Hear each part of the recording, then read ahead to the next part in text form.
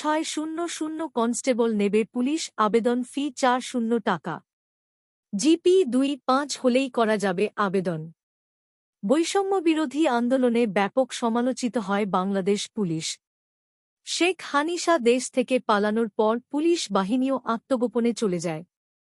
এরপর থেকে দেশে আইন শৃঙ্খলার অবনতি দেখা যায়।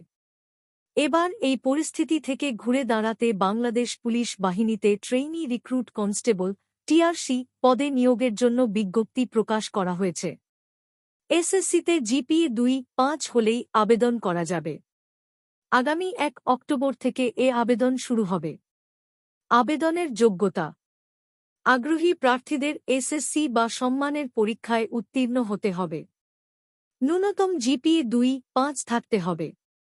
আবেদনের জন্য বাংলাদেশের স্থায়ী নাগরিক ও অবিবাহিত হতে হবে। তালাকপ্রাপ্ত